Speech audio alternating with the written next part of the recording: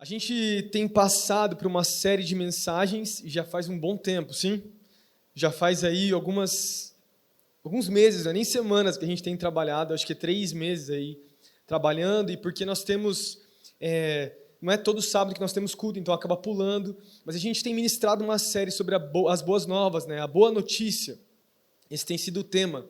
E a gente vai continuar essa série de mensagens, mas hoje nós vamos ir lá para o capítulo 21 de Apocalipse. Então eu gostaria que você abrisse comigo, se você trouxe sua Bíblia, abre comigo lá em Apocalipse capítulo 21. Nós vamos falar sobre a Nova Jerusalém.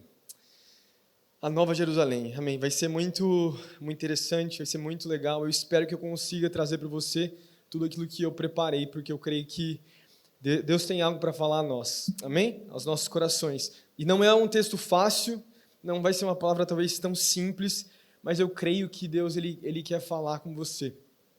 Amém? O livro de Apocalipse não é um livro simplesmente, eu vou falar sobre isso, para nos dar medo, para nos trazer incerteza, né? Quem aí já leu o livro de Apocalipse inteiro? Quem aí ficou confuso lendo o livro de Apocalipse? Tem bastante coisa, muitos símbolos, muitas coisas que vão sendo faladas ao longo do livro, né?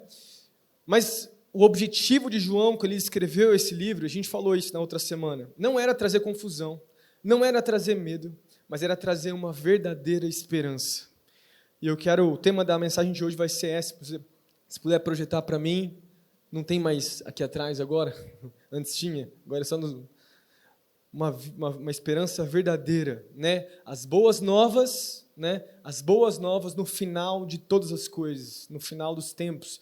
E a gente vai falar sobre isso nessa noite. Eu tenho certeza que Deus vai falar muito com você. Vamos lá. Apocalipse capítulo 21, a gente vai ler do versículo 1 ao versículo 7, depois do versículo 23 ao 27 do capítulo 21. Beleza? Não sei se a galera consegue projetar para mim. Está projetado já? Isso. Vamos lá. Depois nós vamos orar. Então, vi novos céus e nova terra, pois o primeiro céu e a primeira terra tinham passado, e o mar já não existia. Vi a cidade santa e a nova Jerusalém, que descia dos céus da parte de Deus, preparada como uma noiva adornada para o seu marido.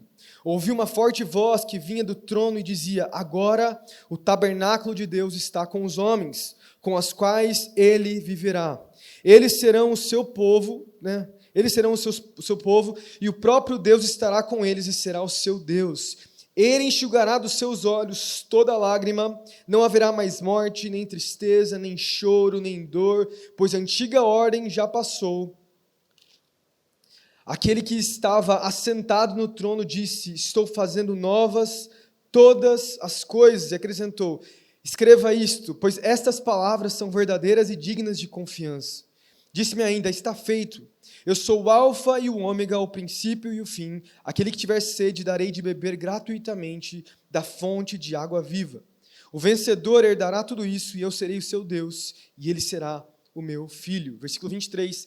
A cidade não precisa de sol, essa nova Jerusalém não precisa de sol, nem de lua para brilharem sobre ela, pois a glória de Deus a ilumina, e o Cordeiro é a sua candeia. As nações andarão em sua luz, e os reis da terra lhe trarão a sua glória. Suas portas jamais se fecharão de dia, pois ali não haverá noite. A glória e a honra das nações lhe serão trazidas. Nela jamais entrará algo impuro, nem ninguém que pratique o que é vergonhoso ou enganoso, mas unicamente aqueles cujos nomes estão escritos no livro da vida do Cordeiro. Amém. Vamos orar. Amém. Senhor Jesus, obrigado, Pai, pela Tua palavra. Obrigado, Pai, porque a Tua palavra nunca volta vazia. Deus, mesmo os textos que talvez são muito complexos, são difíceis, ainda existem verdades, Pai, para os nossos corações. E eu oro para que haja entendimento sobre nós nessa noite, Pai. Que o Senhor use a minha vida como instrumento Teu para trazer clareza. Deus, aquilo que o Senhor já falou ao meu coração, aquilo que o Senhor vem falando comigo ao longo das semanas, enquanto eu tenho estudado o livro de Apocalipse, eu oro para que o Senhor possa falar as nossas vidas, que o Teu Espírito Santo tenha liberdade para agir no nosso meio, tocar os corações, falar com cada um de nós. Essa é a nossa oração, é isso que nós te pedimos, em nome de Jesus. Amém. Amém.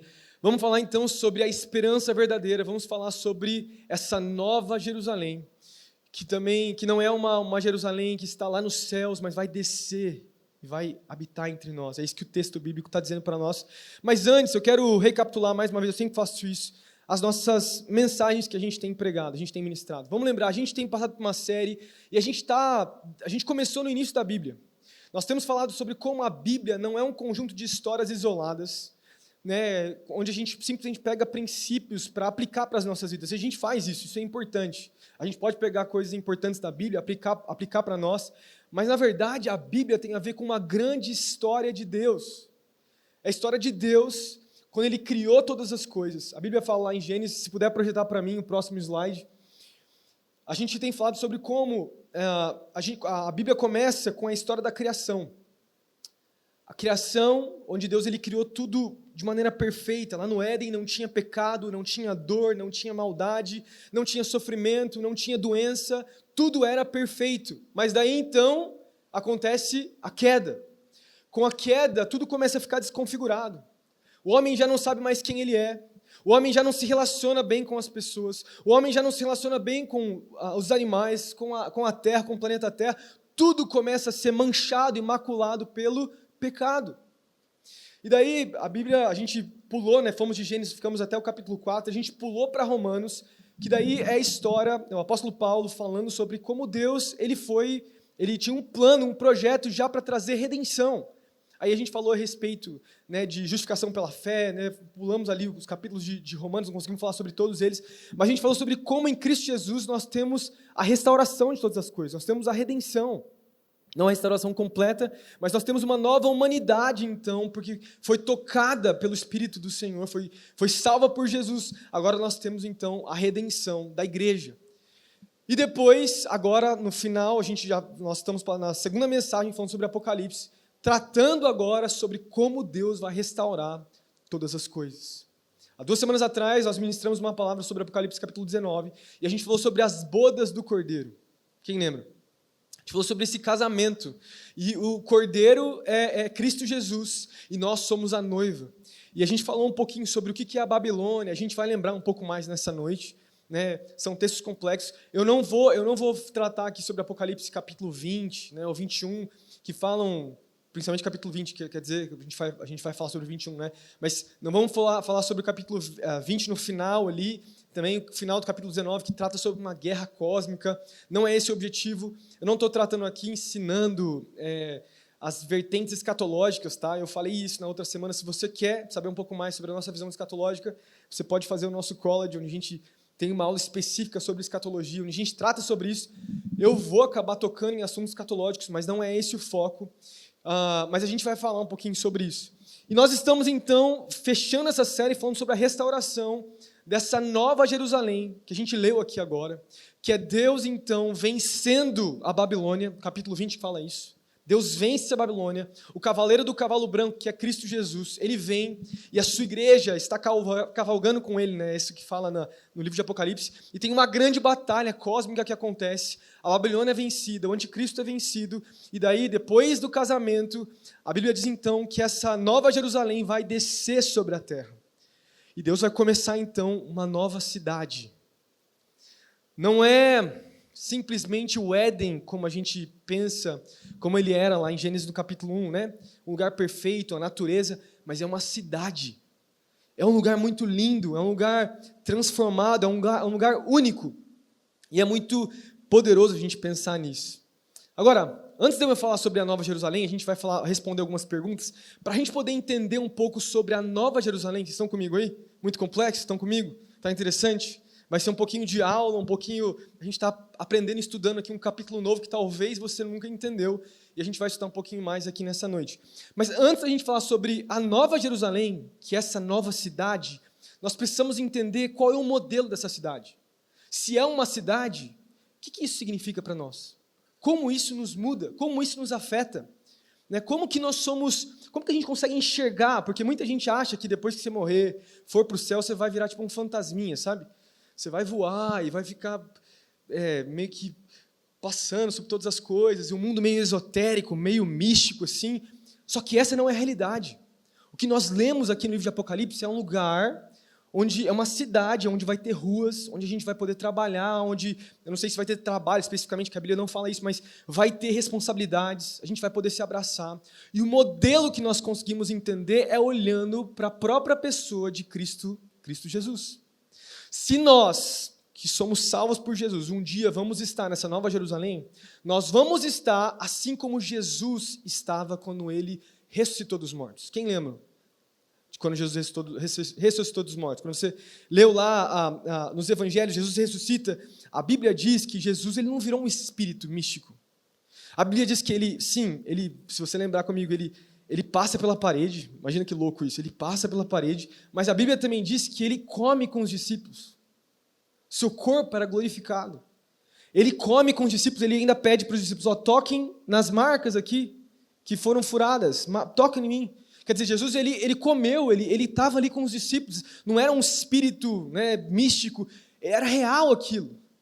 E esse mesmo modelo de Jesus é o modelo que nós entendemos, então, essa nova criação, essa nova Jerusalém. É nós, com os nossos corpos restaurados, tendo os corpos glorificados, assim como Jesus também tinha. E a gente precisa entender, como a gente falou, que Jesus é um modelo, e nós temos, pelo menos, alguns versículos que tratam sobre isso. A Bíblia vai dizer que Jesus é o primogênito de toda a criação, e ele também é as primícias da vida eterna. É por isso que a gente fala que nós vamos ter os nossos corpos glorificados. Lá em Colossenses, no capítulo 1, versículo 15 ao 18, Paulo fala assim, Jesus, ele é a imagem do Deus invisível, o primogênito de toda a criação. Pois nele foram criadas todas as coisas, nos céus e na terra, as visíveis e as invisíveis, sejam tronos ou soberanias, poderes ou autoridades, todas as coisas foram criadas por ele e para ele. Ele é antes de todas as coisas e nele tudo subsiste. Agora é o versículo 18 que é o mais importante. Ele é o cabeça do corpo, que é a igreja, é o princípio e o primogênito dos mortos. Primogênito dos mortos. Um dia, se Jesus não voltar antes, todos nós vamos morrer. Nós ainda assim vamos continuar sendo, né, pertencendo a esse reino de Cristo Jesus, o reino de Deus.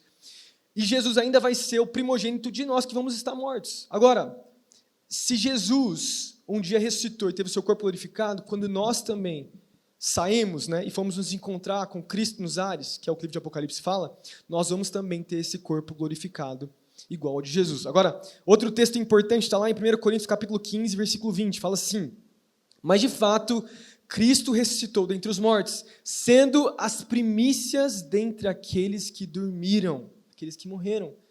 Então Jesus, quando a gente vê esse texto, quem que Jesus é? Ele é a primícia de uma colheita. Qual que é a colheita?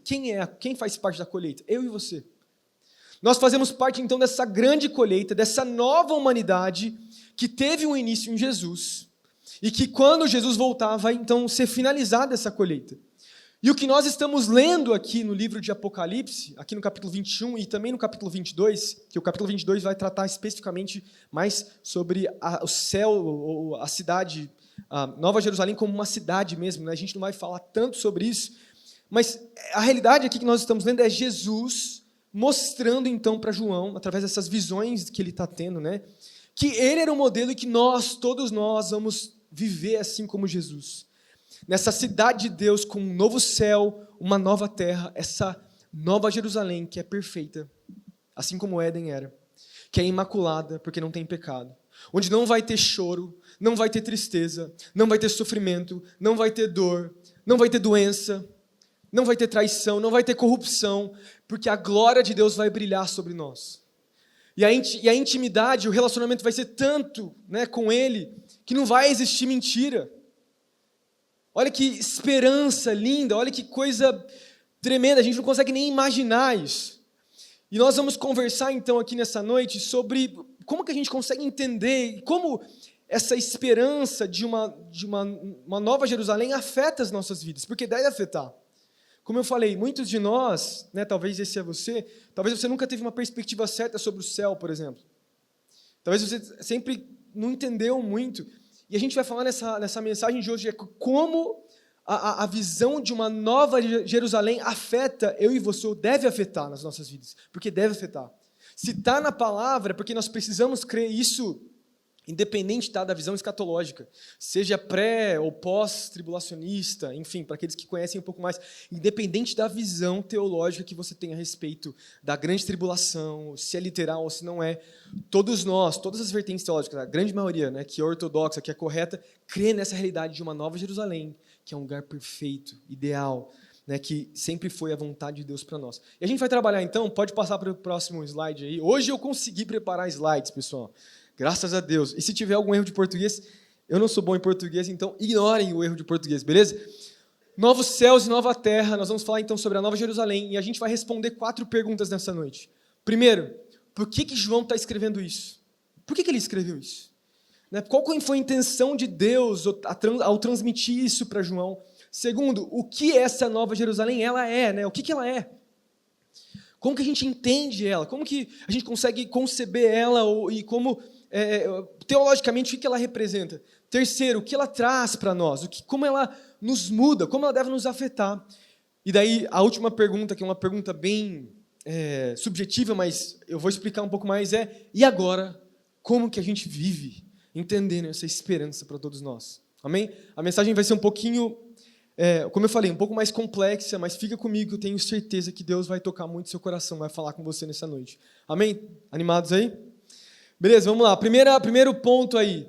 Por que João está escrevendo isso? Mais uma vez, João, quando ele escreveu esses símbolos, talvez você começou lá e você viu dragões e uns bichos muito loucos. Tá certo, a mensagem de hoje eu não vou explicar sobre isso.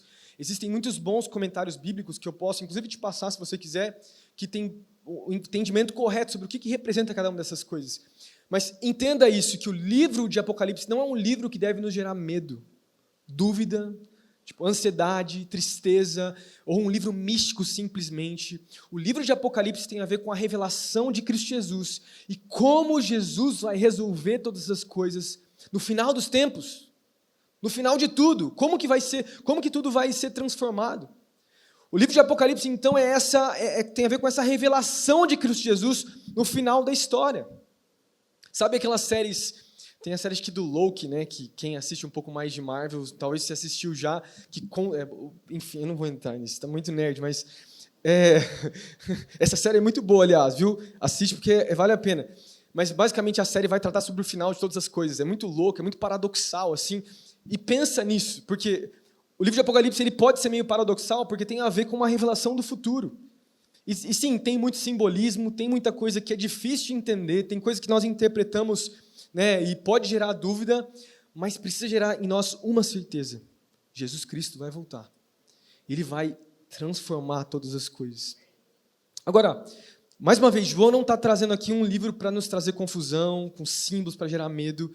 O que João estava querendo trazer era esperança para a igreja. A igreja daquele tempo estava sofrendo muito. Era um tempo de muita perseguição. A igreja estava passando pela pior perseguição do século. Tá? João escreveu provavelmente essa carta entre o ano 85 ao ano 90 e poucos ali, no final. Os comentaristas não sabem se esse foi o último livro escrito da Bíblia ou se foi 1º e 2º João. Eles não têm certeza, os livros, né? 1º, 2º e 3º João. Não dá para ter certeza sobre qual foi o último, mas com certeza a gente sabe que o imperador que governava o Império Romano naquele tempo era o imperador Domiciano. E é o imperador que foi pior que Nero. Ele foi o primeiro cara a começar uma grande perseguição aos cristãos em grande escala. Então os cristãos eles eram mortos nas arenas, eles eram dados aos leões para serem comidos, eles eram usados como tochas humanas para cidades, para iluminar cidades. Eles eram crucificados, eles eram colocados em espetos, eles eram destruídos. Porque, diferente das outras religiões do Império Romano, que eram isoladas e eram contextualizadas assim, as regiões, e era muito um politeísmo generalizado, então esses outros povos pagãos, eles não tinham problema em adorar o imperador como Deus. Os cristãos falavam não, assim como os judeus falavam não, a gente não vai adorar o imperador, e por isso eles eram muito perseguidos. Eles eram muito mortos, eles sofriam demais, eles estavam enfrentando uma grande perseguição. E quando João escreve isso, ele escreve para uma igreja que estava sendo perseguida, como nunca antes.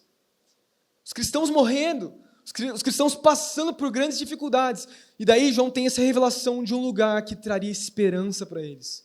Então os cristãos poderiam, muitas vezes, ser perseguidos, entendendo que um dia tudo será diferente. Um dia o reino de Deus vai ser plenamente estabelecido. Um dia tudo vai valer a pena, mesmo que nesse mundo eu morra, eu passe por dificuldades, eu posso ter uma certeza que Jesus está no controle de todas as coisas. Isso fala para nós, eu vou ministrar mais sobre esperança aqui nessa noite, mas isso fala para nós também. Muitas vezes nós estamos presos nas nossas pequenas dificuldades, nos nossos momentos de luta e dificuldade, desafios pessoais. E eu garanto para você que nós, acho que é difícil a gente ser perseguido como a igreja estava sendo perseguida naquele tempo.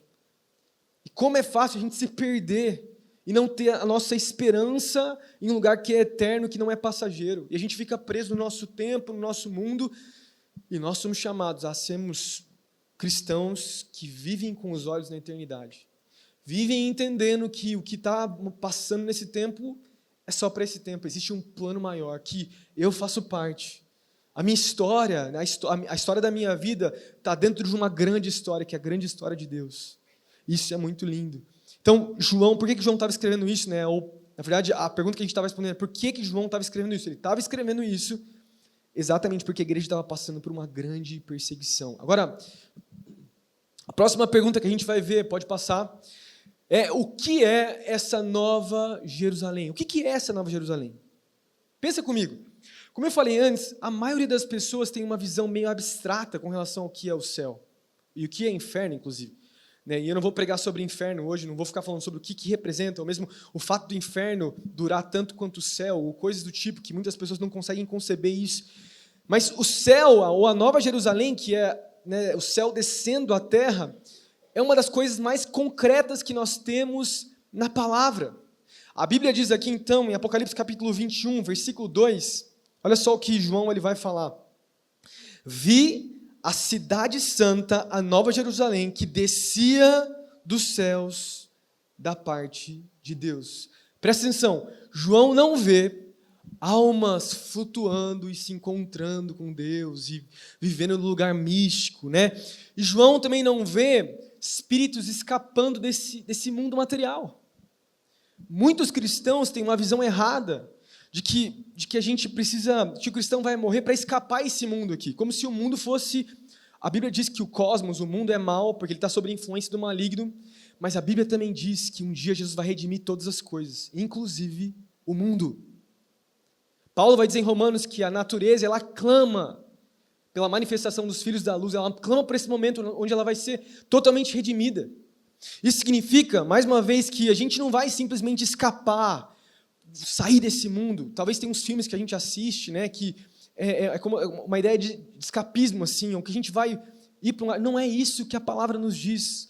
No novo céu, nessa nova terra, nessa nova Jerusalém, nós temos novos corpos, né, um novo corpo. Por quê? Porque Deus nos criou não apenas com espírito, mas Deus nos criou com corpo. E a Bíblia diz, mesmo que você não goste do seu corpo, tá? Deus te criou com esse corpo, esse lindo corpo que talvez precisa ser melhorado.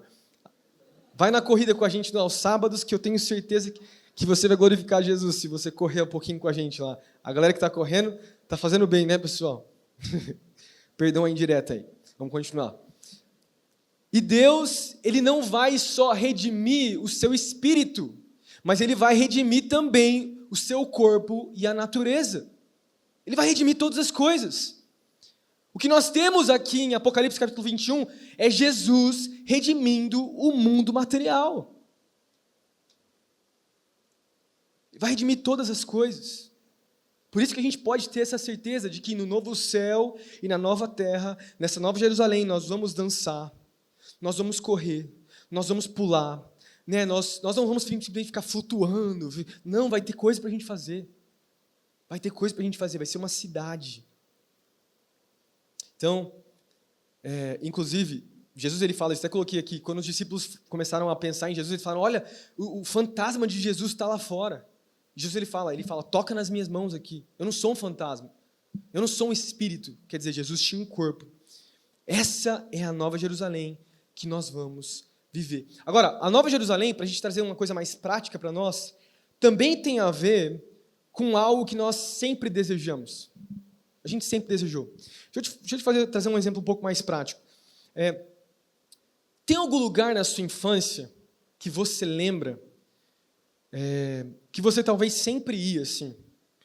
E daí, quando você voltou um pouco mais velho, você se frustrou um pouquinho, assim? Tipo, você falou, cara, eu me lembrava um pouquinho diferente do que era aqui.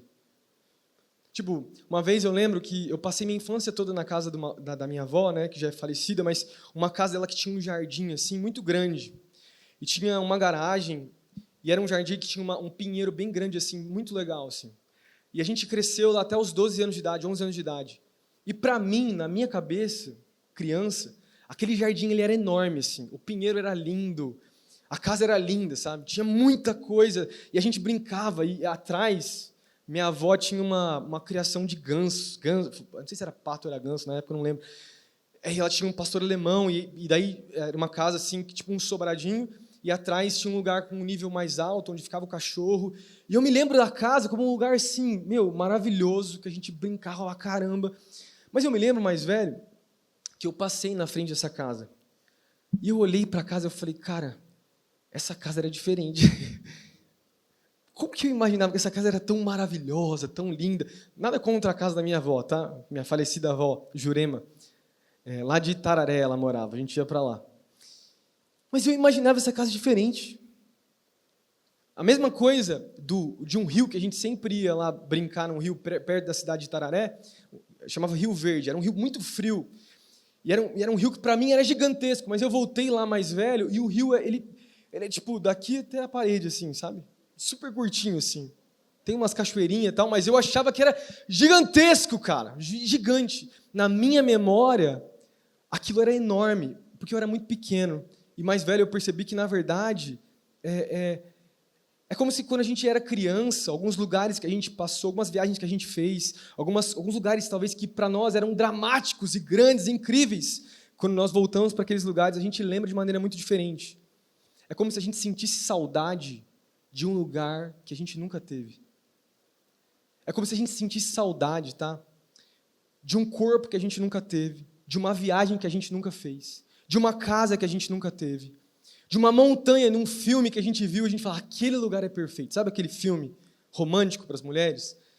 Aquele lugar, no pôr do sol, que você fala, meu Deus, se eu for para aquele lugar perfeito. Daí você vai lá, daí o lugar é completamente diferente, cheio de mosquito e não é bom. Já viu aqueles vídeos do Instagram que mostra isso? Tipo, como é, as pessoas falam que daí você vai, é um lugar completamente diferente. Isso fala muito de um desejo de um lugar perfeito. Um desejo no nosso coração de um lugar que nós nunca encontramos. O C.S. Lewis, no livro Cristianismo Puro e Simples, quando ele vai falar sobre esperança, ele usa um argumento que todo mundo acho que já leu, porque essa frase é muito famosa dele. E é como se fosse o argumento apologético do desejo ou da beleza. E ele fala assim, se eu encontro em mim um desejo que nenhuma experiência desse mundo possa satisfazer, a explicação mais provável é que eu fui feito para um outro mundo. É exatamente desse mundo que João está falando. De um lugar perfeito. Nós não fomos feitos para sofrer. Nós não fomos feitos para passar pelas dificuldades e desafios. Nós fomos criados para caminhar num lugar lindo, perfeito. E é por isso que a gente tem um desejo lá dentro de um Éden, de um lugar perfeito, que só vai ser satisfeito quando Jesus Cristo um dia voltar e restaurar todas as coisas. E esse lugar está chegando. Esse lugar está chegando. Um lugar que não vai ter sofrimento, dor, nem dificuldades. Um lugar que não vai ter câncer, não vai ter morte de crianças e abusos e coisas do tipo. Um lugar que todos nós e toda a humanidade foi criada para viver, mas que nunca encontrou nessa terra. Um dia nós vamos encontrar. Amém? Agora, vamos partir para a parte mais teológica. Quando a gente pensa em Nova Jerusalém, a gente está falando de um lugar que é o oposto de um outro lugar chamado Babilônia. Lembra da Babilônia que a gente falou na outra semana? O apóstolo João, quando ele tem a revelação de Deus, Deus dá para ele uma visão de uma Babilônia, e ele usa a expressão a meretriz ou a grande prostituta. Quando ele usa essa expressão, ele está falando, e os cristãos daquele tempo talvez relacionavam a Babilônia com Roma, que representavam o espírito do anticristo. representava tudo aquilo que vai contra Cristo, contra o Espírito de Deus. Se o Espírito de Deus é um Espírito de verdade, é um Espírito de paz, de excelência, né, de coisas boas, o Espírito do Anticristo é um Espírito de perversidade, de corrupção, de dor, de sofrimento, né, como eu falei, de perversidade moral e imoralidade. Esse era o Espírito do Anticristo. Agora, eu não vou nem entrar na parte escatológica, se a Babilônia, aqui no livro de Apocalipse, ela é um lugar realmente, um reino, com o anticristo literal, tal. Eu não vou falar sobre isso aqui. O fato é que qualquer comentarista bíblico vai dizer que, quando João escreve isso, na cabeça do povo ali,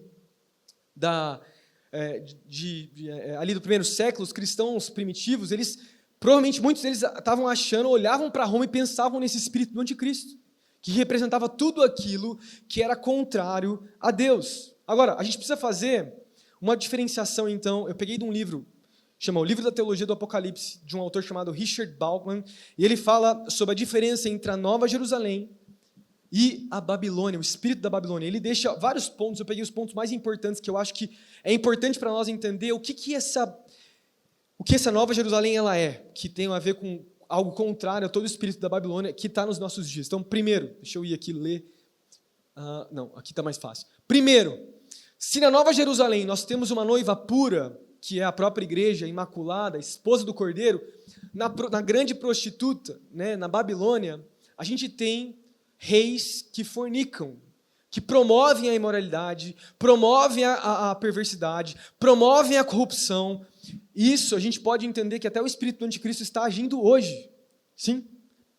Não é verdade? Quando a gente pensa no nosso tempo, eu creio também que no final de todas as coisas vai ficar pior, cada vez pior, e vai... Eu não acho que a gente está... Não estou falando, tá, que nós estamos passando pela grande Babilônia aqui, não estou falando isso. O que eu estou querendo dizer é que esse espírito da Babilônia, ele é exatamente isso. Ele tem a ver com o espírito de fornicação e imoralidade crescendo na terra. Segundo, se na Nova Jerusalém nós temos o esplendor da glória de Deus, que a gente leu... Na verdade, a gente acabou não lendo, o versículo 11 ao 21, fala sobre a glória de Deus brilhando sobre a cidade, não vai precisar mais de sol, nem de lua, porque a glória de Deus vai ser suficiente para esse lugar. O que nós temos, então, na Babilônia, o esplendor dela é resultado da exploração, da corrupção, da sedução das nações. Esses são os textos que vão falar sobre isso, tá? A Babilônia é exatamente isso.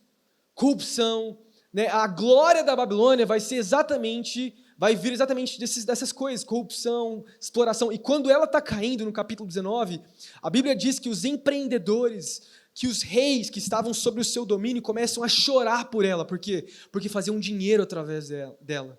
Porque eram influenciados pelo seu poder. Eram influenciados pela corrupção. Mais uma vez, olha para o nosso tempo. Quanta corrupção, quanta perversidade, quanta exploração. Esse é o espírito da Babilônia. Terceiro, a impureza, a abominação e a falsidade serão excluídas da Nova Jerusalém. Não vai ter isso mais. Não vai ter impureza, né? Não vai ter coisas que são abomináveis para Deus, né? A falsidade vai ser totalmente excluído na Nova Jerusalém. Agora, na Babilônia, as abominações, a impureza, a sedução vai ser algo que vai cada vez mais emergir. Quarto importante que a gente vai falar mais no final da palavra, a água da vida e a árvore da vida, que está no capítulo 22, vai trazer cura para todos os povos, assim como acontecia lá no Éden. Agora, na Babilônia, como que acontece? Os povos, eles se embriagam com o vinho que ela traz. É como se o espírito do anticristo, ele embriagasse os povos, ele embriagasse os reis, os governantes que estão sob sua influência. Algo completamente contrário que nós temos na Nova Jerusalém com Cristo Jesus. E por último, o povo de Deus é convidado a entrar na Nova Jerusalém.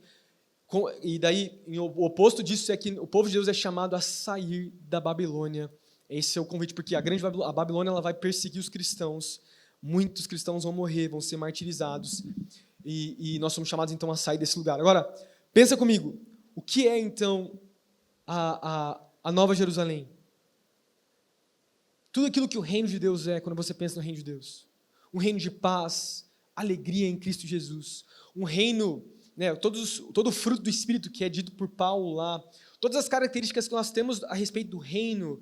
Agora, já no Novo Testamento, lá em Apocalipse, quando o reino de Deus vier plenamente, isso vai acontecer de maneira, como eu falei, plena, perfeita. Isso é a Nova Jerusalém, um lugar perfeito, um lugar totalmente o oposto e contrário do que a grande Babilônia representa. E não só isso, um lugar onde os mais profundos desejos dos nossos corações vão ser satisfeitos na sua plenitude em Cristo Jesus. Amém? Estão comigo aí? Qualquer coisa, você no final vem aqui me perguntar, a gente pode conversar um pouquinho mais, beleza? Estão comigo aí? De verdade? Amém. Vamos lá. Terceiro ponto, depois a gente vai passar para o último. O que ela nos traz, né? O que Deus vai nos dar na Nova Jerusalém? O que nós temos com a Nova Jerusalém? Se a Nova Jerusalém é um lugar real, é um lugar onde nós vamos ter os nossos corpos glorificados, é uma cidade que vai ter uma rua, a Bíblia diz, a gente leu também que tem um rio que corre, então, no meio das ruas ali da Nova Jerusalém. É um lugar onde é completamente o oposto do espírito do anticristo que já está atuando hoje nos nossos dias. O que essa Nova Jerusalém vai fazer para nós? Né? O que Deus ele vai trazer para todos nós? Versículo 3 do capítulo 21 de Apocalipse fala assim: ouvi uma forte voz que vinha do trono e dizia: agora o tabernáculo de Deus está com os homens, com os quais ele viverá. Eles serão o seu povo, né? O próprio Deus estará com eles e será o seu Deus. O que nós temos aqui? A gente não vai estar só no lugar perfeito. Se fosse só isso, não seria suficiente. É exatamente por isso que quando Adão e Eva pecam, Deus tira eles do Éden, é porque se eles permanecessem no Éden, eles estariam comendo da árvore da vida. E aí, muitos teólogos falam que eles viveriam para sempre, mas ficariam distantes de Deus. O que Deus faz então? Eles sacrificam um animal para poder novamente ter relacionamento com Adão e Eva. O que nós vamos ter na Nova Jerusalém não é simplesmente um lugar perfeito, sem sofrimento, sem dor. A gente vai estar satisfeito nele. O nosso relacionamento com Cristo Jesus vai ser restaurado. Não vai ter mais sofrimento, não vai mais ter dor, mas o principal disso é que Deus vai habitar plenamente. Versículo 3 fala: agora o tabernáculo de Deus está com os homens, Jesus está com os homens e ele viverá entre eles. Ele viverá entre eles. Vamos lembrar, eu falei um pouco disso no início da mensagem, lá em Gênesis capítulo 3, o que a raça humana perdeu quando pecou? Ela perdeu o principal de tudo, tá? De novo, o principal de tudo não foi simplesmente comer da árvore da vida. O principal foi que o que ela perdeu, o que Adão e Eva perderam foi o relacionamento com Deus. O relacionamento foi distorcido, foi maculado. O pecado gerou distância. Eles perceberam que estavam nus e não queriam mais estar próximos de Deus, da santidade de Deus. E porque o relacionamento com Deus, né, que Adão e Eva tinham com Deus foi maculado, todos os outros relacionamentos do homem foram afetados. Primeiro, o relacionamento do homem com ele mesmo foi afetado. O homem perdeu sua identidade. O homem e a mulher já não sabiam quem eram. O homem e a mulher, eles agora viviam inseguros, com medo. O homem e a mulher, a Bíblia diz que como, inclusive, consequência do pecado, a mulher queria o lugar do homem, o homem queria o lugar da mulher. E a gente vê isso hoje, né? Uma das consequências da queda foi exatamente isso. Por quê? Porque se o relacionamento com Deus foi maculado, o relacionamento entre si, entre você mesmo foi maculado, e o relacionamento com os outros também foi. E por último, o relacionamento com a natureza foi maculado. O relacionamento com a natureza, com o mundo, tudo foi maculado por conta do pecado. Quando o nosso relacionamento com Deus desmorona, todos os nossos relacionamentos desmoronam também. Todos. E é por isso que nós temos um desejo por algo maior, por uma família perfeita, longe do pecado. Mas quando olhamos para o mundo, a gente vê o mundo cada vez mais dividido, cada vez mais quebrado, cada vez mais manchado pelo pecado. Um mundo que está desmoronando porque não foi restaurado ainda com Deus, não foi restaurado com Jesus. Mas, quando o nosso relacionamento com Deus for restaurado, todas as outras coisas serão restauradas. Inclusive, daí falando sobre consequência da restauração do nosso relacionamento com Deus, é que não haverá mais dor, mais choro, mais sofrimento. Isso é incrível, isso é muito profundo. Perceba isso. O que nós temos? Nós temos uma nova esperança. Isso é muito legal, gente, não é um ensino cristão. Não é simplesmente uma doutrina cristã. Não é simplesmente um entendimento escatológico. Isso tem a ver com uma esperança transformadora para os nossos corações, que muda a nossa maneira de viver, entendendo o que vai ser no futuro. A pergunta agora que eu faço para todos nós, e para mim também, é: será que nós vivemos com esse entendimento?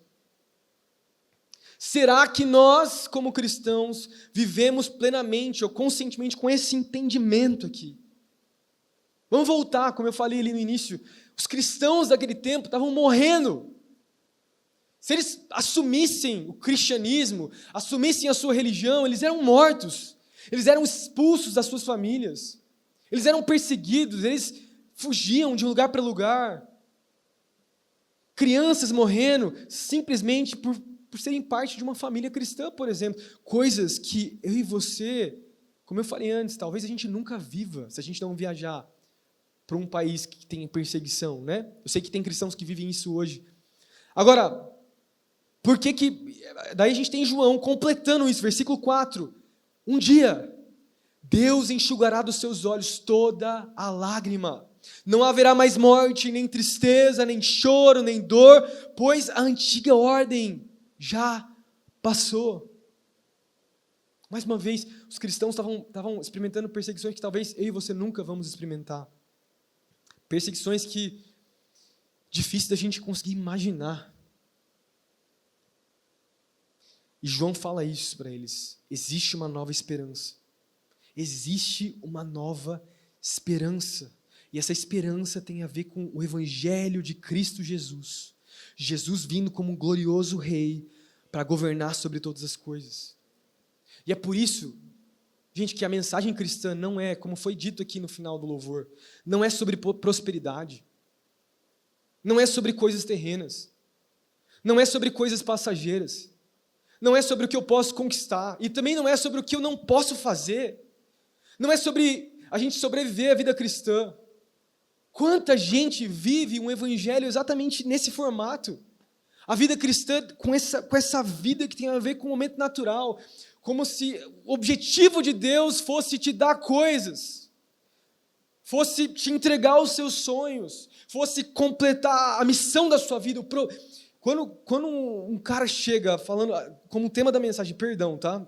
Aí é meu preconceito, desculpa.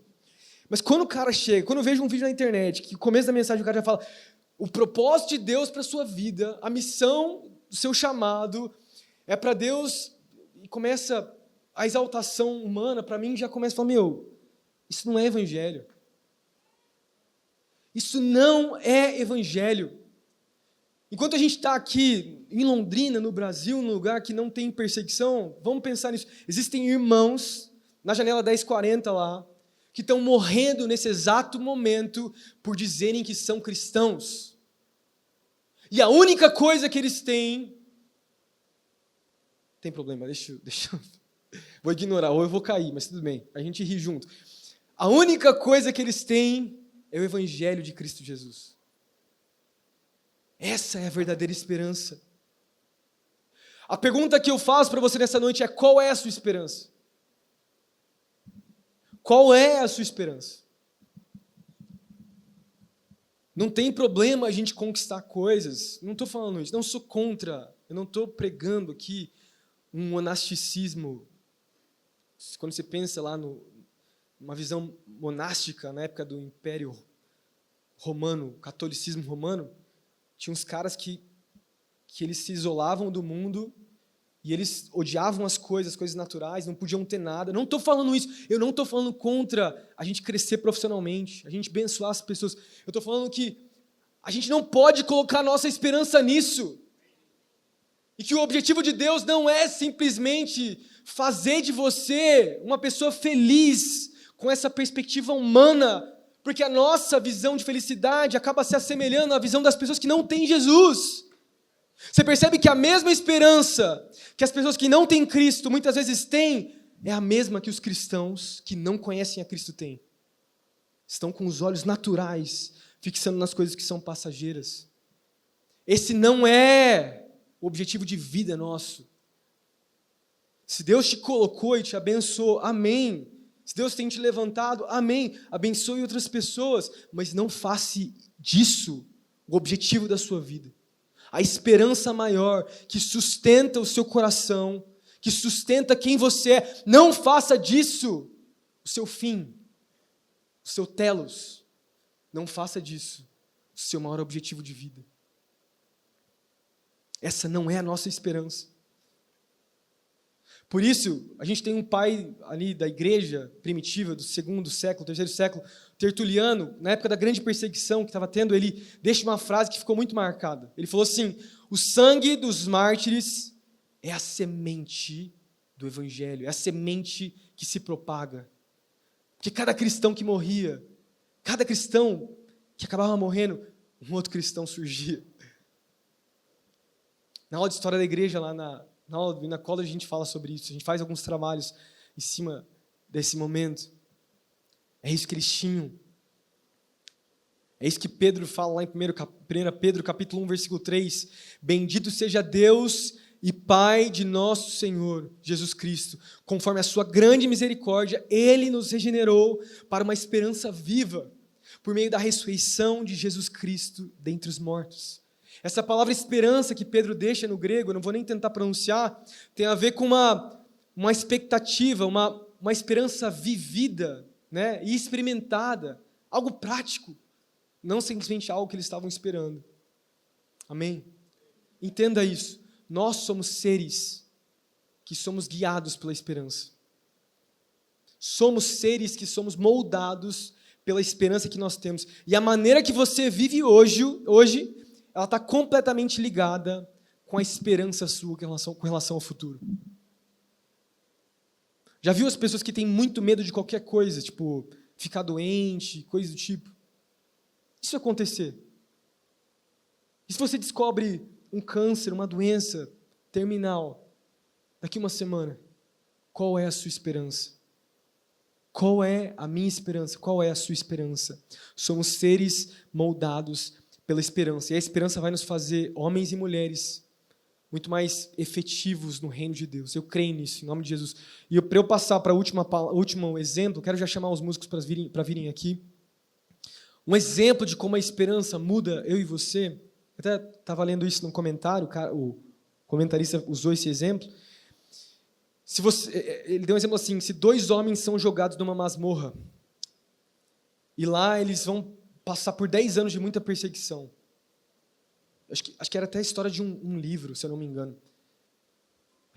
Se eu não me engano, o comentarista falava a respeito de uma masmorra nazista, algo assim. Era uma história, acho que até verídica. Um deles descobriu que os seus filhos tinham sobrevivido, e o outro descobriu que a família toda tinha morrido. Os 2 passaram pelas mesmas coisas, mas depois de 2 anos um deles morreu, e o outro permaneceu, porque tinha uma esperança de um dia encontrar a sua família. Depois de 10 anos ele conseguiu sair lá e encontrou seus familiares. Porque a esperança faz isso.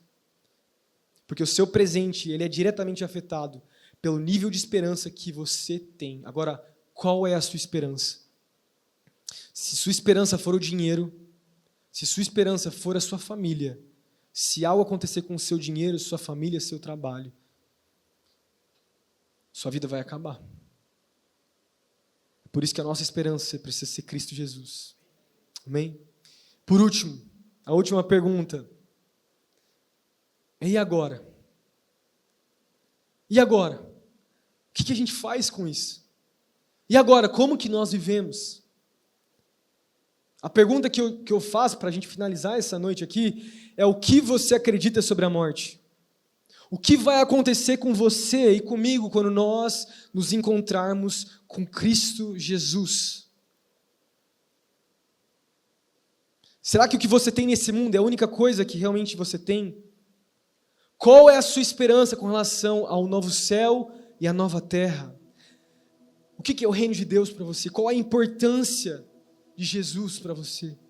Como você vê? E mais uma vez, qual é a sua esperança? Será que o seu bem mais precioso é Cristo e o reino de Deus? Ou será que seu bem mais precioso são coisas passageiras? Sabe, porque se a gente não levar de maneira literal o reino de Deus vindo e a gente não interpretar assim,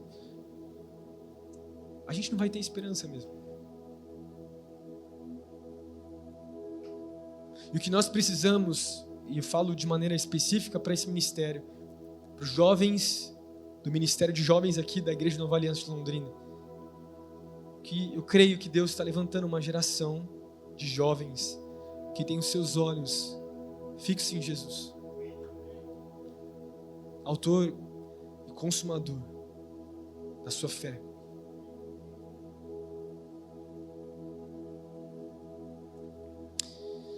Nós precisamos entender o lugar da esperança nos nossos corações. E a gente precisa entender, talvez, como algumas coisas naturais talvez tenham sido a nossa esperança e como as coisas naturais têm afetado as nossas vidas, têm afetado o nosso futuro. Como tem nos afetado? Aí eu termino a mensagem de hoje. No versículo 6, até acabei não colocando aqui na minha palavra no computador. No versículo 6, João tendo uma revelação, ele fala assim, para a gente finalizar. E disse-me ainda, está feito, eu sou o alfa e o ômega, o princípio e o fim.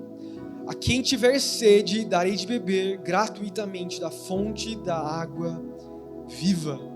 A fonte da água viva. E ele vai falar no versículo 22 sobre esse rio de águas vivas e da árvore da vida que vai estar na Nova Jerusalém.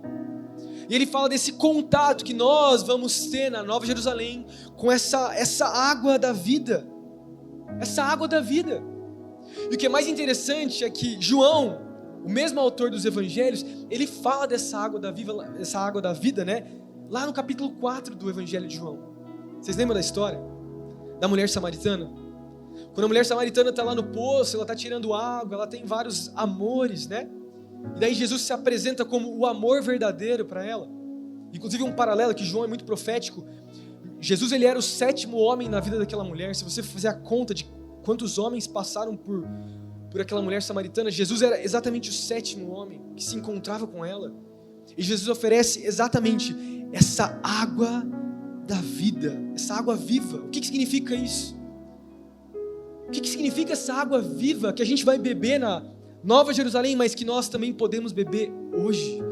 O que é isso? Essa água da vida, ela representa todos os nossos desejos mais profundos sendo satisfeitos em Cristo Jesus. Desejos de identidade, de valor, de sentido, de saber quem nós somos. Olha que coisa incrível. Ao mesmo tempo que lá na Nova Jerusalém, quando o novo céu e a nova terra vierem e tudo vai ser plenamente satisfeito, a gente já pode viver isso agora de alguma maneira. Nós já conseguimos, num tempo de louvor como esse, nos prostrar e ter um toque do Senhor e sentir essa água da vida nos tocando e comer do pão da vida que é a palavra e nos alimentar de Cristo Jesus hoje. Já é algo real. Já podemos ter esperança. Presta atenção, a água que Jesus estava oferecendo para aquela mulher era uma água de esperança. Lembra da história? A mulher estava sem esperança. Ela não sabia quem ela era. Ela não sabia para onde ela estava indo. Ela não tinha esperança. E quando o Messias chega e toca ela, o que ele dá para ela é uma esperança viva e verdadeira. E agora, João está falando para um povo que está passando por uma grande dificuldade. E ele fala, olha só, tem uma água viva que nós vamos tomar, mas que já está presente hoje. E agora, como a gente vive? Como eu e você vivemos?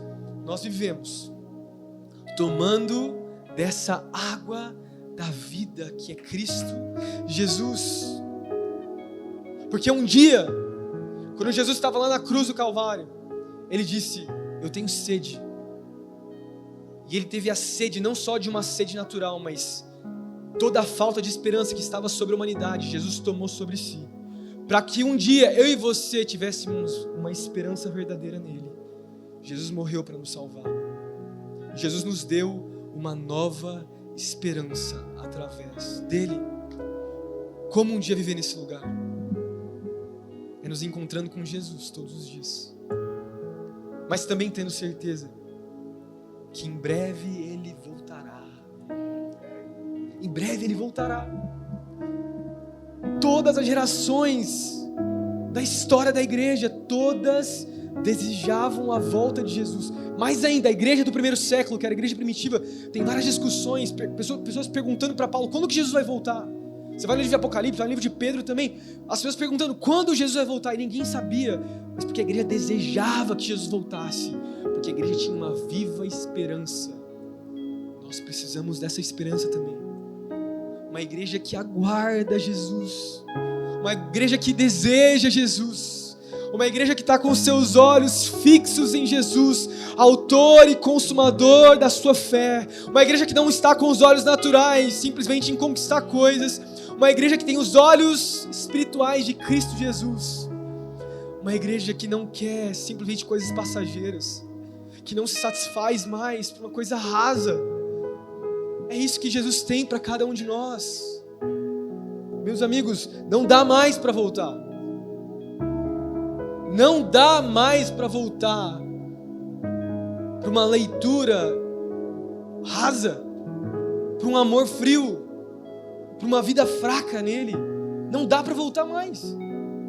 Se você foi tocado por Jesus, não dá mais. Não tem como. Se ele capturou o seu coração, como retornar e deixar o primeiro amor? A minha oração nessa noite é exatamente essa. Jesus, faz de nós um povo que tem os nossos olhos em Ti, que tem uma esperança verdadeira, que aguarda a volta do noivo, do cordeiro, que não deseja as coisas que a Babilônia tem para oferecer, mas que te deseja mais e mais. Faz de nós esse povo, Jesus. Faz de nós. Queremos participar da Tua história. Queremos te amar mais e mais. Faz de nós essa igreja. Faz de nós essa igreja. Dá-nos uma esperança novamente, Jesus. Não deixe que nós fiquemos presos nas coisas desse mundo. Que a nossa esperança não seja coisas passageiras, Jesus. Livra-nos dos ídolos dos nossos corações.